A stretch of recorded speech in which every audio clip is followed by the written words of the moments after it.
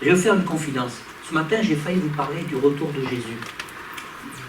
Ah, il y en a qui font ah. Mais je pense que peut-être ceux qui font ah, eux auraient été déçus.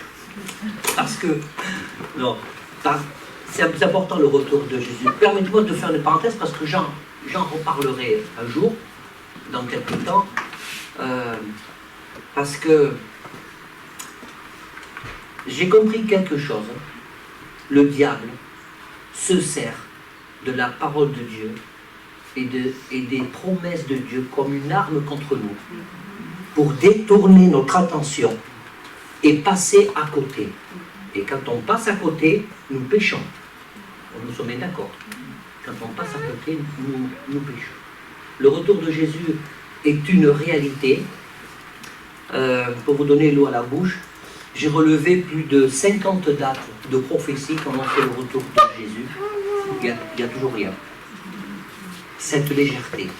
Et dans beaucoup de ces dates, il y a beaucoup d'évangéliques et de protestants, y compris Wesley.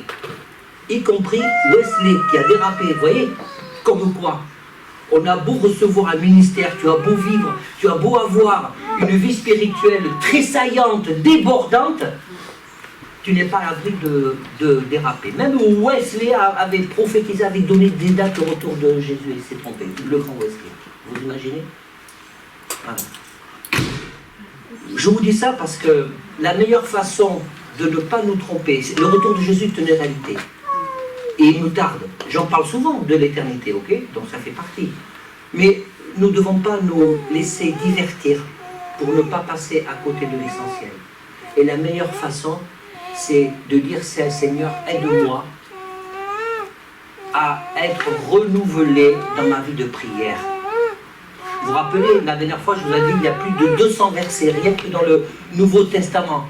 Les prochaines émissions étincelles que je vais faire, j'ai commencé déjà mercredi dernier, je me suis rendu compte qu'il fallait, le Seigneur m'a fait comprendre qu'il fallait que je consacre les 10 minutes que je fais sur étincelle à la prière. Donc je pense que je vais traiter de la prière jusqu'au mois de décembre. Et je sais que Bertie m'avait donné le titre, il va parler de l'identité en Christ, ça c'est, il me tarde de les couper. Mais la prière, est-ce que ça ne fait pas partie de l'identité en Christ? Bon, je ne veux pas lui chibrer son message. Mais voilà.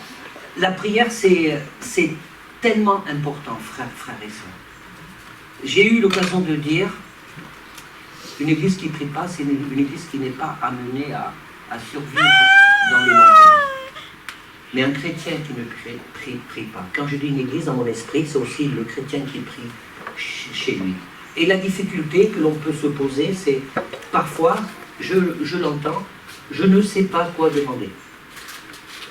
Ce qui est formidable avec le Seigneur, c'est que dans la parole de Dieu, le Seigneur nous donne un cadre, vous voyez?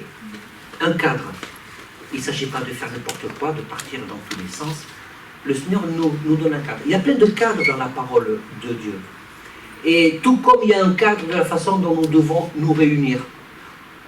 J'ai dit il n'y a pas longtemps, il y a un moment, il n'y a dans ce monde aucune église qui soit dans la vérité, sauf la nôtre, non je rigole, y compris la nôtre. Il n'y a aucune église dans ce monde qui soit dans la vérité, dans sa liturgie, dans sa façon de fonctionner, parce que si nous regardons la parole de Dieu, il n'y a rien. Il y a juste un cadre. Et le seul cadre, mais c'est quoi? Quand nous nous réunissons, c'est la Sainte Seine, la communion fraternelle, l'écoute de la parole, la louange, l'adoration, la fraction du pain et du vin, la prière. Voilà, ça c'est le cadre. Et de la façon dont nous le faisons, que ce soit la même chose un peu tous les dimanches, ou qu'il y ait un changement, ça n'a pas d'importance pourvu que je reste dans ce cadre. Et nous avons besoin d'un cadre. Mais dans ce cadre, ça n'empêche pas la liberté, Dieu nous donne cette liberté. Et Jésus, il nous a donné un cadre dans la prière. Cette semaine, je lisais je me suis penché sur toutes les lettres aux églises, toutes les fois où l'apôtre Paul a prié. Toutes les fois. Toutes les fois, que ce soit Corinthe, Éphèse, Galates, etc. Toutes les fois où l'apôtre Paul dit clairement qu'il a prié pour que le Seigneur touche les cœurs. Toutes les fois. Toutes les fois où Jésus a prié. dans le jardin de Gethsémane. Alors qui je suis moi pour dire, bon la prière de temps en temps, non, ça doit faire partie de nous. Mais il y a une façon de prier. Alors moi je me suis intéressé ce matin, je vais rester dans un axe, parce que sinon, pour ne pas partir dans tous les sens, je voudrais lire avec vous Matthieu 6,13. Le fameux Le Notre Père. Alors je voudrais dire ce matin, avant de le lire, si tu dis dans ton cœur, je ne sais pas quoi prier, je ne sais pas quoi demander, tu as déjà Matthieu 6,13 pour commencer. On n'est pas orphelin. Ok, on n'est pas orphelin. Donc Jésus nous donne cette indication de Matthieu 6,13. Je vais rester que dans le texte ce matin. Je vais rester que dans le texte. On n'est pas orphelin parce que Dieu, là, il nous donne un cadre. Alors, il y en a qui répètent par cœur la prière de notre Père. Personnellement, ce n'est pas mon truc. Je ne suis pas très à l'aise. Mais ça ne veut pas dire que ce n'est pas valable. D'accord ? Mais je crois que dans Matthieu 6,13, Jésus nous donne un cadre de la prière parce qu'il y a des thèmes. Il y a des thèmes. Vous savez que la louange, c'est très important. Il y a des thèmes. Comprenez ceci, quand je prie le Seigneur, je rentre à la présence du Seigneur. Voilà, Seigneur, je te prie parce que j'ai ceci, parce que j'ai cela, parce que j'ai tel besoin. Tu vois ma difficulté, tu as raison de faire ça. Mais, oh. Parce qu'il m'est arrivé de le faire. Hein. Mais je me dis, mais enfin, mais c'est qui Dieu? C'est quoi? C'est Dieu, c'est un cuisinier dans un restaurant, on vient, puis on fait une commande. On ouvre la porte et on part comme ça en claquant la porte. Alors, je me suis intéressé au texte de Jésus. Et vraiment, ma prière ce matin, mon but ce matin, c'est qu'on puisse repartir renouvelé. Qu'on puisse, que le Saint-Esprit puisse nous faire rentrer dans cette nouvelle dimension.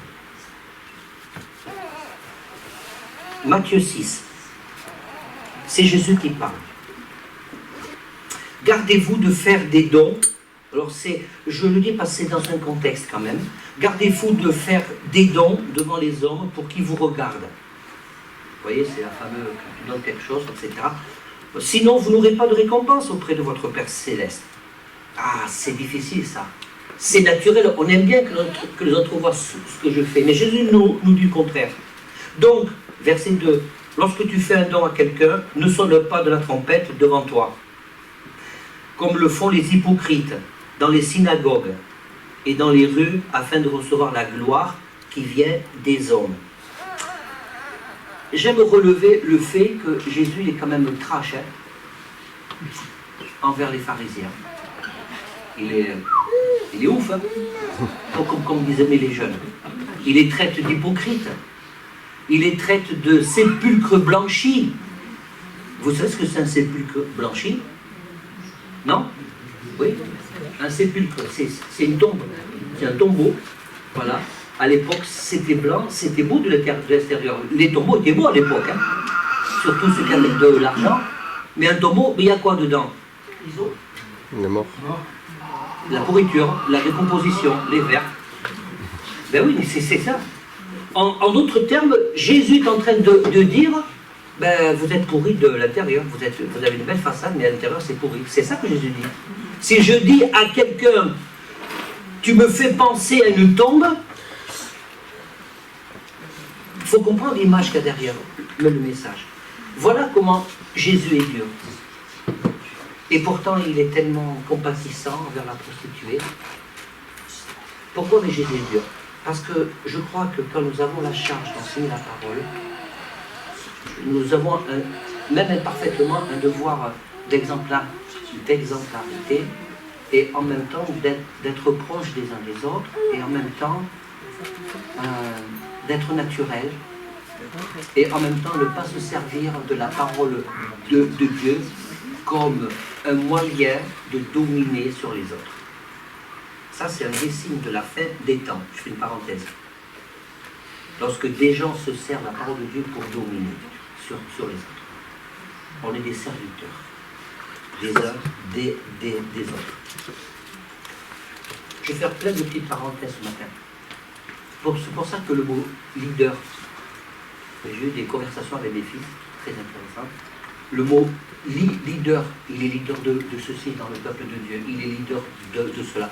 C'est un mot qui me trouble et qui me gêne profondément. Parce que je ne vois pas ça dans la parole de Dieu.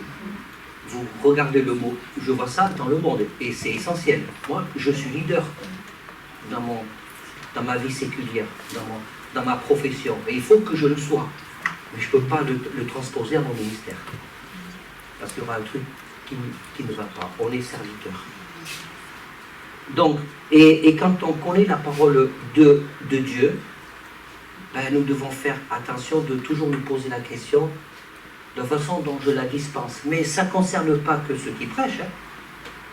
Vous êtes des dispensateurs de la parole de Dieu. Aussi, chacun à notre niveau.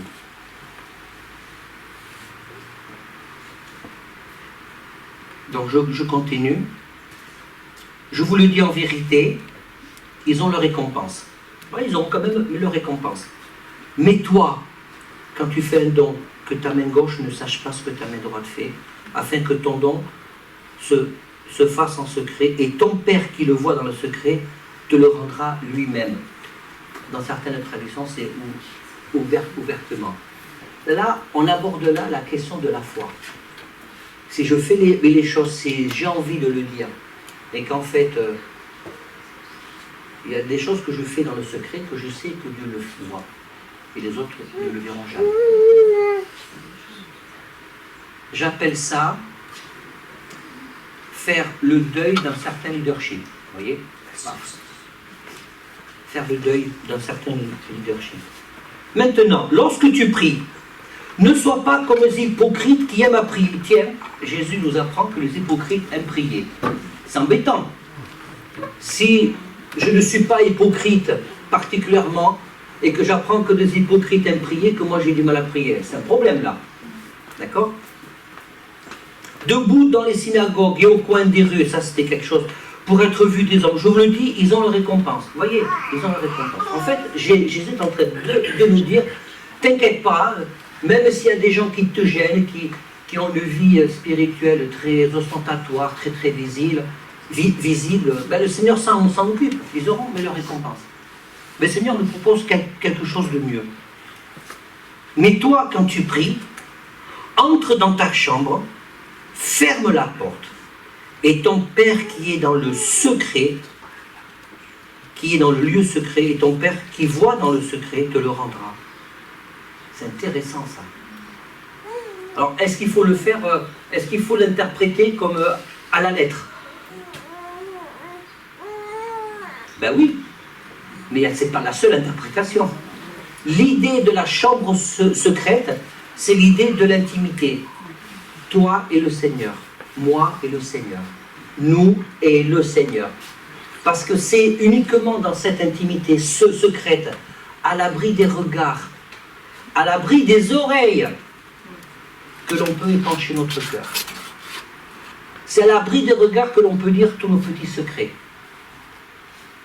C'est à l'abri des oreilles indiscrètes que l'on peut avouer des péchés inavouables, que l'on peut mettre des mots, que l'on peut véritablement se confesser. Voilà le cadre. Et c'est ça que Dieu attend.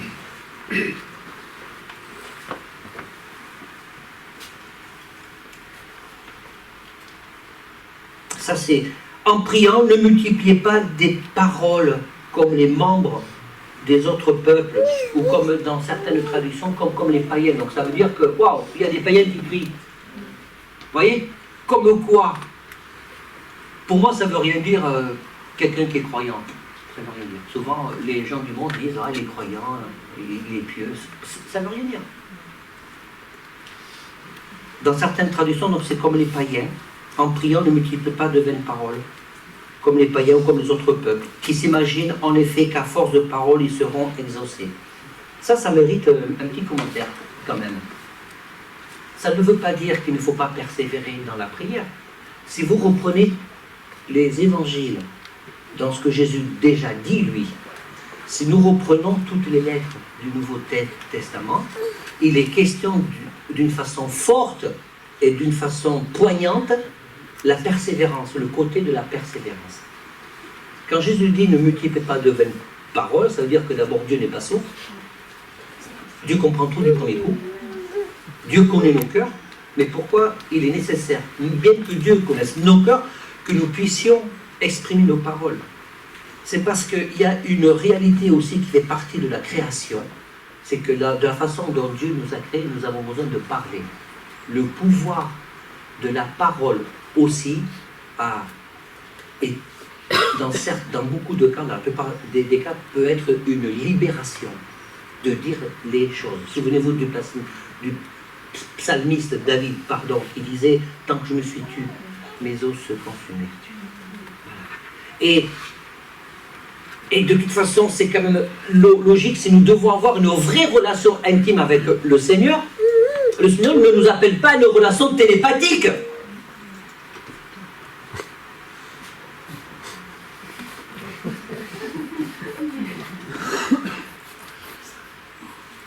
Je me souviens, j'étais terrible quand j'étais jeune, avant de me convertir. J'aimais bien me moquer des chrétiens qui priaient. Et il y avait un papy, un brave papy, que j'aimais de tout mon cœur. Il était là quand il pourrait venir, oh Jésus, Jésus. Et avec le recul, je me suis rendu compte que j'ai appris, quand je me suis converti, je demandais pardon au Seigneur, c'était aussi sa façon de se délecter de la présence du Seigneur. Et j'ai compris que c'était un homme de prière, il n'avait pas besoin de s'étaler en public, il avait une vie de prière chez lui. Voilà. J'ai connu un autre homme de prière, il s'appelait Joe, quand j'étais à Pau. Joe, il avait un accident, il avait la bouche de travers, il avait un accident de vélo.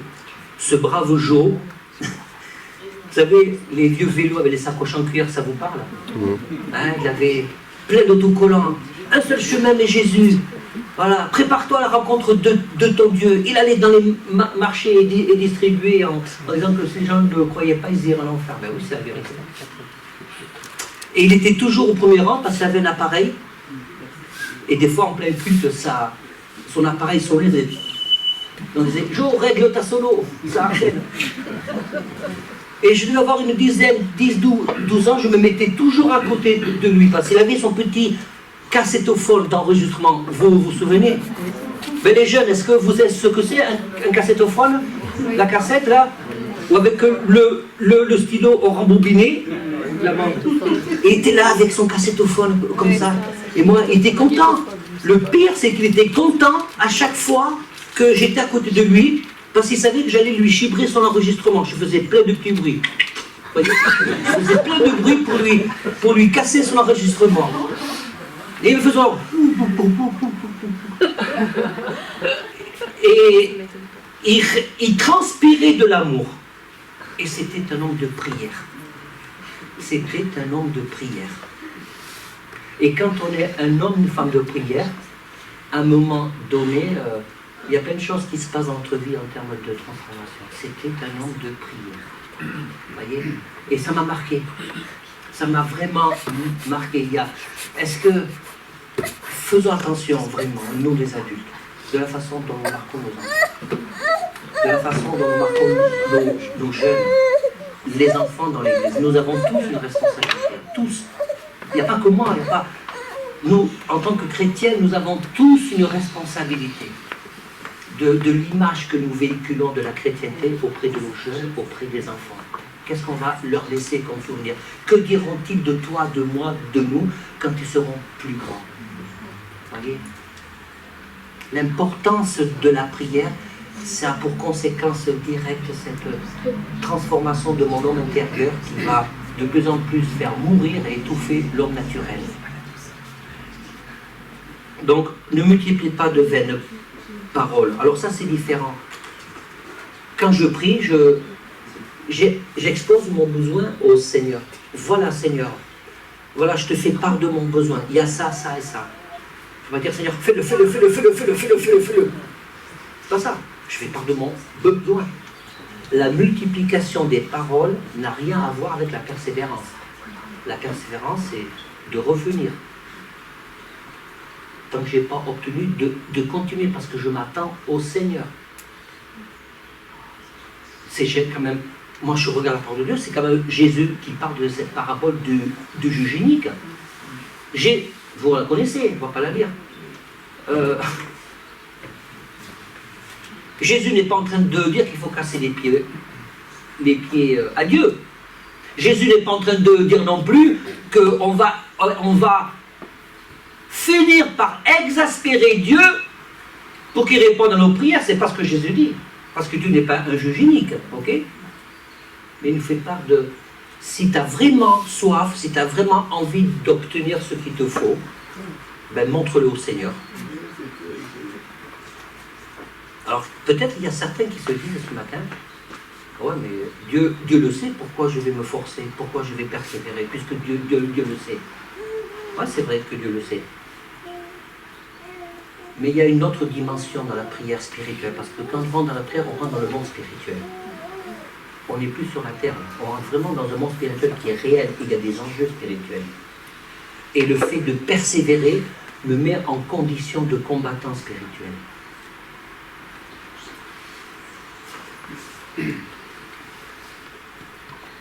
Ils s'imaginent qu'à force de paroles, ils seront exaucés. Donc, ne les imitez pas. Car votre Père sait de quoi vous avez besoin avant que vous lui demandez.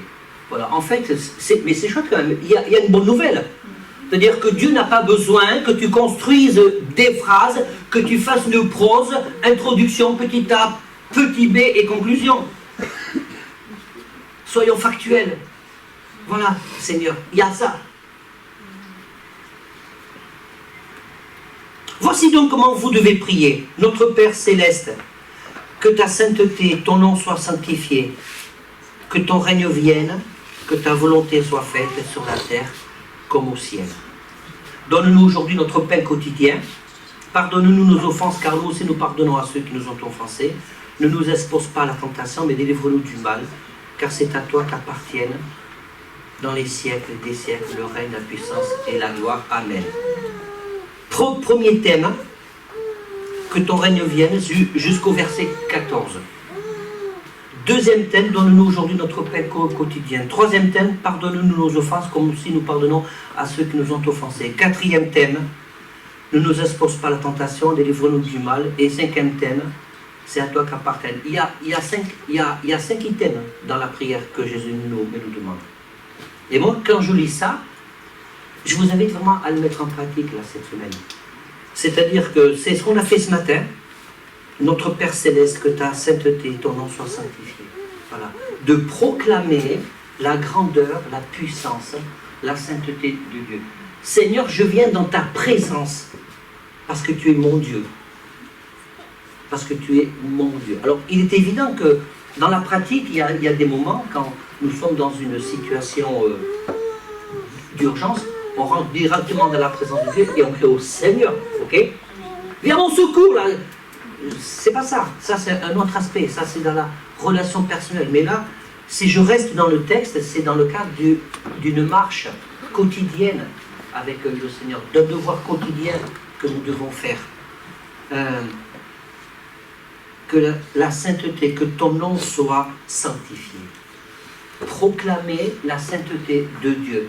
Proclamer que le nom de Dieu doit être sanctifié.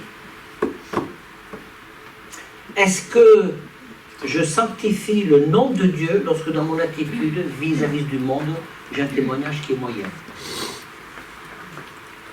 Rappelez-vous de l'époque de David, quand il a péché, à cause de son péché, les gens des autres peuples alentour ont ridiculisé l'Éternel. Je ne parle pas de ceux qui sont tordus, qui trouveront toujours quelque chose à dire sur les chrétiens. Mais nous avons un témoignage à apporter. Que ton nom soit sanctifié. C'est de mettre Dieu en avant. Le second thème, donne-nous aujourd'hui notre pain quotidien. Moi, notre pain quotidien, je ne dis pas, Seigneur, fais-moi être riche. D'accord? Donne-moi de quoi vivre. Là, le pain quotidien, ça englobe tout ce qui est matériel, tous les besoins matériels. Et c'est bien de prier comme ça, c'est bien de demander à Dieu de pourvoir aux besoins matériels, de remercier le Seigneur pour ce qu'on a. Peut-être que certains diront, j'ai jamais assez. C'est possible que tu n'as jamais assez. Vous savez, j'ai réfléchi là cette semaine, j'avais le temps.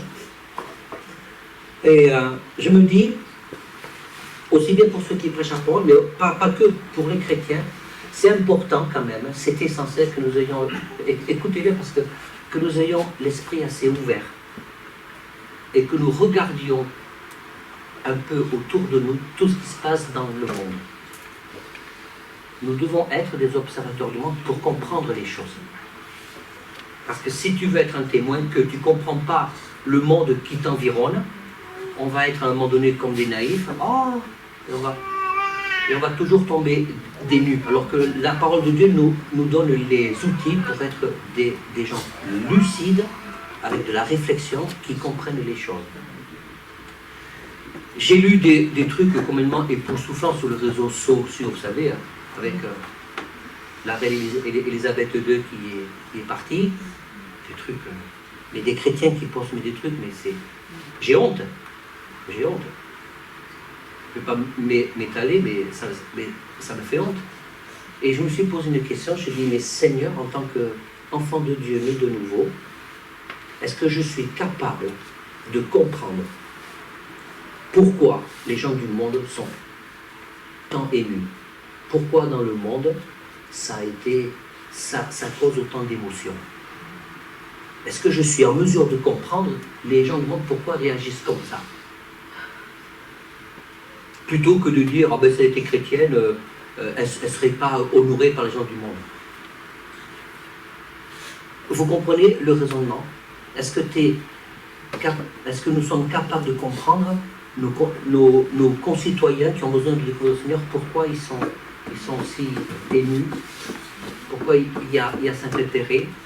Nous ne sommes pas appelés à juger, à stigmatiser les gens du monde. Nous sommes appelés à les comprendre aussi, pour pouvoir mieux prier. Sinon, on se positionne en... Je suis sauvé. J'ai la gloire de Dieu. Et si je fais ça, je deviens hypocrite.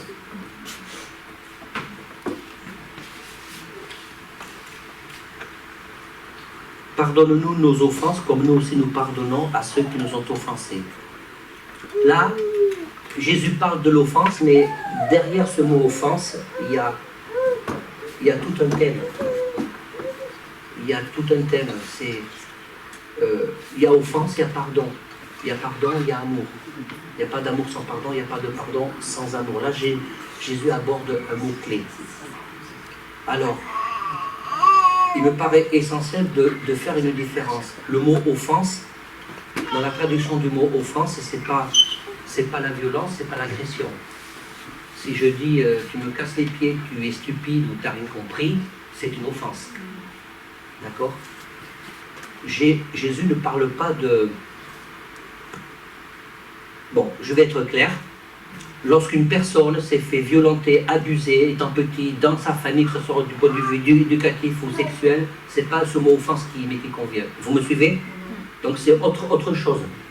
Parce que vous voyez, dans le corps de Christ, c'est important de bien comprendre les choses. Je ne veux pas, si quelqu'un est dans une situation difficile ce matin, j'en sais rien, qu'il ne puisse pas repartir ce matin en disant « Oh là là, j'ai pas pardonné à mon agresseur qui m'a violé, qui m'a fait du mal. » C'est pas du tout le thème, là, d'accord? Là, c'est offense. On est dans la relation. On est dans la relation. Voilà. Et dans la relation entre frères et sœurs, nous devons apprendre à communiquer, à passer l'éponge, à communiquer et à dire les choses. Parce que comment est-ce que je peux me présenter dans la présence de Dieu, prier, faire des demandes, si j'ai constamment de l'animosité, si j'ai constamment quelque chose parce que je n'ai pas compris? Et la meilleure façon d'être protégé de ça, c'est que si je n'ai pas compris quelque chose, une attitude, un mot, une parole, ou même un message, une prédication, va voir l'intéressé. Ou si tu n'oses pas le voir, eh bien, prends quelqu'un avec toi de confiance, mais exprime-toi. Vous savez ce qui est un obstacle redoutable à la prière, hein? c'est quand nous ne prenons pas garde des semences que nous recevons dans notre cœur. La prière nous amène aussi, si je rentre dans la prière, sans être un hypocrite comme Jésus le dit, si je rentre dans la prière en n'ayant pas un esprit de païen, je fais mon devoir, je multiplie des paroles, j'ai passé 1 heure, 2 heures, c'est pas ça dont il s'agit. Si je rentre dans la prière, je vais avoir aussi ce réflexe, je vais être en communion avec Dieu, je vais m'imprégner de la présence de Dieu. Et si je m'imprègne de la présence de Dieu, il y a dans des situations où je vais pouvoir me poser des questions. Attention, dans certaines situations, à quoi j'ai ouvert mon cœur? À quoi j'ai été fragile? Quelle semence j'ai laissé pénétrer en moi et qu'est-ce que ça va produire? La prière nous permet d'arracher la semence avant qu'elle puisse produire son fruit et des racines. Amen.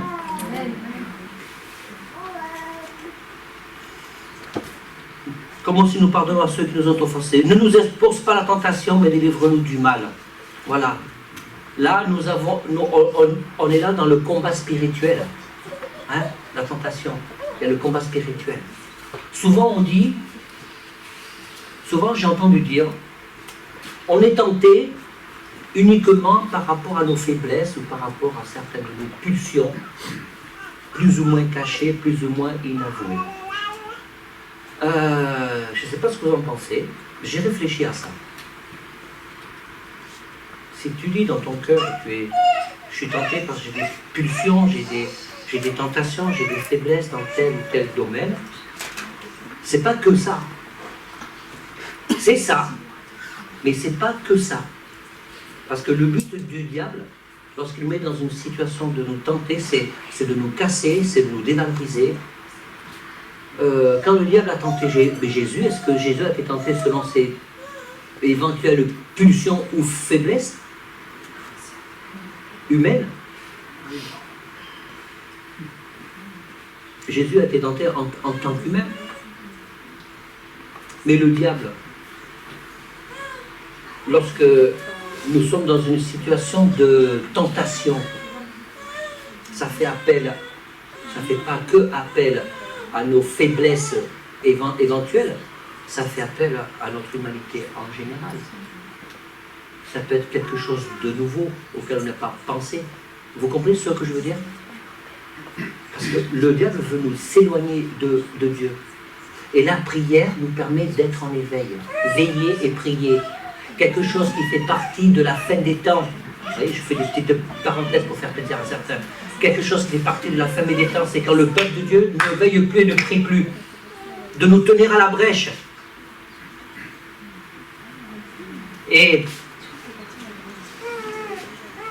c'est à toi qu'appartient, dernier thème, c'est à toi qu'appartient dans les siècles le règne, la puissance et la gloire. Amen. Moi, les paroles que je lis là, pour moi, c'est des paroles d'adoration. Qu'est-ce que vous en pensez?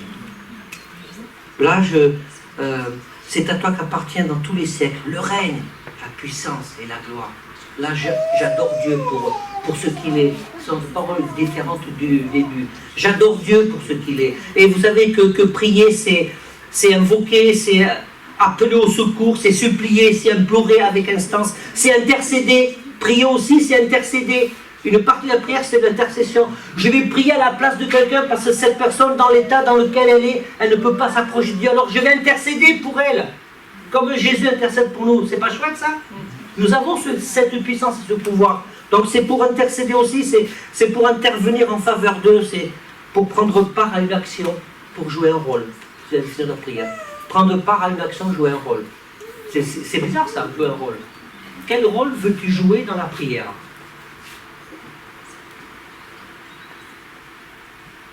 Quel rôle veux-tu avoir dans la prière? Le rôle du soldat qui est sur la tour? Celui qui prend le bazooka? Celui qui prend la mitraillette? Celui qui est dans le char? Vous savez, il y a plusieurs sortes de prières. Il y a la prière qu'on peut considérer comme une canne à pêche, une ligne, et la prière mitraillette. On va dire plein de prières, il y a ça, et il y a la prière très très ciblée. Oui ou non? Qu'est-ce que vous en pensez? Il y a la prière très très ciblée. Il y a la prière stratégique où on va positionner nos pions dans le monde des ténèbres. On peut être un agent secret dans la prière. Parce que le diable, il fait une œuvre qui le trompe. Oui ou non? Voilà. Il ne connaît pas tout, et heureusement. C'est pour ça qu'on est plus que vainqueurs. Au nom de Jésus, on est plus que vainqueurs. Comment est-ce que nous pouvons ne pas considérer la prière si dans la parole de Dieu, il y a ce lien? Nous sommes l'armée du Seigneur, oui ou non?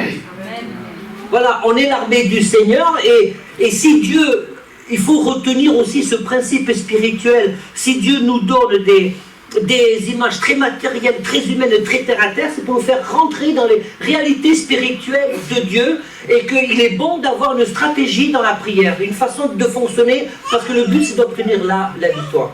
C'est de tenir la distance dans la persévérance. Voilà comment vous devez prier, dit le Seigneur. Alors je vous invite vraiment à faire cette expérience avec le Seigneur durant cette semaine. Seigneur, je m'approche de toi parce que tu es mon Dieu. Je te loue parce que je rentre dans ta liberté, parce que tu règnes au siècle des siècles. Voilà, Seigneur, je t'expose mon cœur. Et la prière, c'est pas que prier que pour soi, c'est aussi pour soi, mais pour les autres. Tiens, ben, je vais vous donner un sujet de prière. Priez pour ceux qui conduisent cette église, pour Bertie, pour moi, pour ceux qui interviennent, pour tout le monde.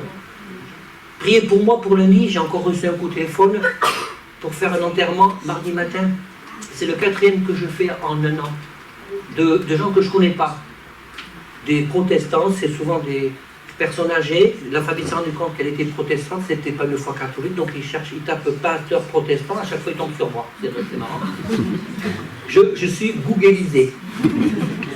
Mais c'est une grâce, parce que dans ma prière, je fais un acte de foi, c'est une expérience que je voulais vous partager. Entre 15 et 16 minutes, pas plus. Parce que les gens, ils décrochent. Vous voyez? Et je prêche l'évangile. Je rencontre une famille, je prêche l'évangile. Donc là, ça va être le 5e, celui-là de mardi matin. Et vu mon emploi du temps que vous connaissez, je suis en déplacement constamment, à chaque fois qu'il y a un coup comme ça, c'est un moment où je peux le faire. Bon, pour mardi, je vais un peu retarder, c'est pas grave, mais je peux le faire. Je sais pas, j'ai jamais reçu un coup de téléphone, que j'étais de l'autre côté de la France, je peux le faire. Mais c'est une grâce. Avec Bertie, on avait reçu quelque chose de la part du Seigneur en prière, que voilà, dans notre église, il y avait comme une chape de béton, qu'il fallait briser ça dans la prière. Ah, Bertie, tu confirmes? Et que voilà, on a rappelé aux gens, on a dit, Seigneur, tu as des gens qui nous connaissent, pourquoi ils ne viennent pas? C'est vraiment Satan qui ne veut pas, il n'est pas content. Moi, je préfère que ce soit Dieu qui soit content. Amen. Amen. Voilà. Après, ce soit Dieu qui soit content. Donc, priez pour moi, parce que c'est une situation un peu complexe, hein, comme dans beaucoup de familles, quand il y a des moments comme ça, hélas, pour des raisons qu'on peut imaginer. Et ce que je constate, c'est que personne n'est venu suite à mes interventions dans ces enterrements. Et alors, je fais quoi avec ça? Oh Seigneur, il n'y a personne qui est venu. Mais gloire à Dieu. Quand on marche par la foi, si je vais jusqu'au bout de ma foi, tout ce qui a pu être semé, ça va produire son fruit. Parce qu'il y a 4 terrains, d'accord? Il y a forcément dans le lot les 25% de bonne terre.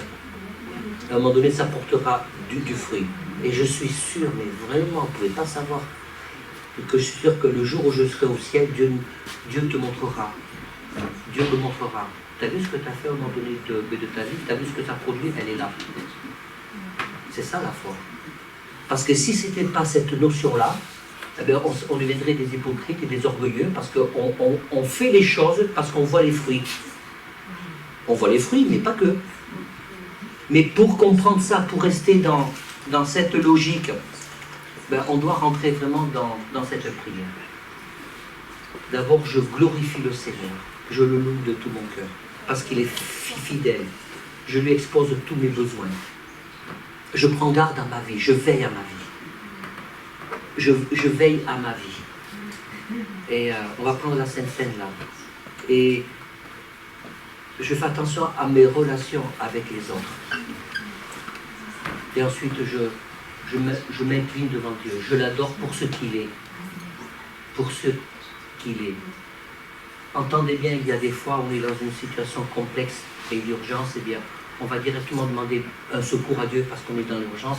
Mais là, la prière, c'était dans le cadre d'une vie quotidienne, prendre le temps de prier. Et Jésus ne dit pas 1 heure, 2 heures, ce que tu peux. Et en général, quand on commence à prendre goût, on augmente, oui ou non? Voilà.